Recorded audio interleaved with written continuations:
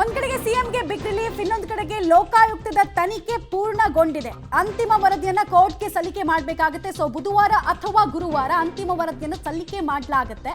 ಈಗಾಗಲೇ ತನಿಖೆಯನ್ನ ಲೋಕಾಯುಕ್ತ ಪೊಲೀಸರು ಮುಗಿಸಿದ್ದಾರೆ.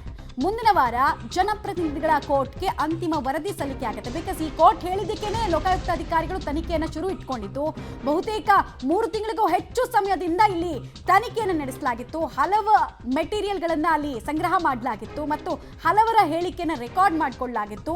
ತುಂಬಾ ವಿಚಾರಗಳ ಫೈಂಡಿಂಗ್ಸ್ ಕೂಡ ಆಗಿದೆ ಅಂತ ಹೇಳಲಾಗ್ತಾ ಇತ್ತು. ಸೊ ಅಂತಿಮ ರಿಪೋರ್ಟ್ನಲ್ಲಿ ಏನಾಗುತ್ತೆ ಅನ್ನೋದು ಕುತೂಹಲಕ್ಕೆ ಕಾರಣ ಆಗ್ತಾ ಇದೆ. ಡೀಟೇಲ್ಸ್ ಕೊಡ್ತಾರೆ ಮುರಳಿ. ಬುಧವಾರ ಅಥವಾ ಗುರುವಾರ ಯಾವ ದಿನ ಕನ್ಫರ್ಮೇಷನ್ ಏನಾದರೂ ಸಿಗ್ತಾ ಇದೆ? ಮತ್ತೆ ಇವತ್ತು ಕೋರ್ಟ್ ತನ್ನ ತೀರ್ಪನ್ನು ಪ್ರಕಟಿಸಬೇಕಾದ್ರೆ ಈ ಅಂತಿಮ ವರದಿಗೆ ಸಂಬಂಧಪಟ್ಟಂತೆ ಏನಾದರೂ ಹೇಳ್ತಾ ಏನೇನು ಮಾಹಿತಿ ಇದೆ? ನಮ್ತಾ ಏನಂದ್ರೆ ಅಂತಿಮ ಆದೇಶ ಬರೋ ತನಕನೂ ಕೂಡ ಲೋಕಾಯುಕ್ತದ ಅಧಿಕಾರಿಗಳು ಅಂತಿಮ ವರದಿನ ಸಲ್ಲಿಕೆಯನ್ನ ಮಾಡಬಾರ್ದು ಅಂತ ಹೇಳಿ ಹೈಕೋರ್ಟ್ ಒಂದು ಸೂಚನೆಯನ್ನ ಕೊಟ್ಟಿತ್ತು. ಇವತ್ತು ಅಂತಿಮ ಆದೇಶ ಬಂದಿರೋ ಹಿನ್ನೆಲೆಯಲ್ಲಿ ಇವತ್ತಿಂದ ಅವರು ಅಂತಿಮ ವರದಿಯನ್ನ ಕೊಡ್ಲಿಕ್ಕೆ ಮುಕ್ತವಾಗುವಂಥದ್ದು. ಆ ಹಿನ್ನೆಲೆಯಲ್ಲಿ ಬಹುತೇಕ ತನಿಖಾಧಿಕಾರಿಗಳು ಅದ್ರ ಬಗ್ಗೆ ಒಂದಷ್ಟು ಪ್ರಿಪರೇಷನ್ ಗಳನ್ನ ನಡೆಸ್ಕೊಳ್ತಾ ಇದಾರೆ. ಯಾಕಂದ್ರೆ ಅದು ಸಿಬಿಐ ವರ್ಗಾವಣೆ ಆಗದೆ ಇರ್ಲಿ, ತಮ್ಮ ಕೆಲಸವನ್ನ ನಾವು ಮಾಡ್ಬೇಕು ಅಂತ ಹೇಳಿ ಸಾಕಷ್ಟು ಪ್ರಯತ್ನಗಳನ್ನ ಮಾಡಿದ್ರು ಮತ್ತು ತನಿಖೆ ಈಗಾಗಲೇ ಸಂಪೂರ್ಣವಾಗಿ ಮುಕ್ತಾಯಗೊಂಡಿರುವಂತದ್ದು.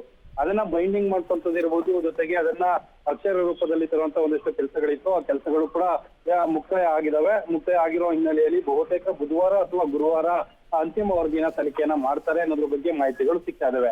ಸದ್ಯಕ್ಕೆ ತನಿಖಾಧಿಕಾರಿಗಳು ಪ್ರಕ್ರಿಯೆಗಳಿಂದ ಆ ಪ್ರಕ್ರಿಯೆಗಳನ್ನ ಮುಕ್ತಾಯ ಮಾಡ್ತಾ ಇದ್ದಾರೆ. ಅದನ್ನ ಐಜಿ ಅವರಿಗೆ ಮತ್ತು ಎಡಿಜಿಪಿ ಅವ್ರಿಗೆ ಇಬ್ಬರಿಗೂ ಕೊಡ್ಬೇಕಾಗಿರುವಂತದ್ದು. ಇಬ್ಬರು ಕೂಡ ಅದನ್ನ ವೆರಿಫೈಯನ್ನ ಮಾಡಿ ಕೊನೆಗೆ ಬುಧವಾರ ಅಥವಾ ಗುರುವಾರ ಅಂತಿಮ ವರದಿಯನ್ನ ಜನಪ್ರತಿನಿಧಿಗಳ ನ್ಯಾಯಾಲಯಕ್ಕೆ ತನಿಖೆ ಮಾಡ್ತಾರೆ ಅನ್ನೋ ಮಾಹಿತಿಗಳು ಕೂಡ ಸಿಗ್ತಾ ಇರುವಂತದ್ದು. ಮಮತಾ.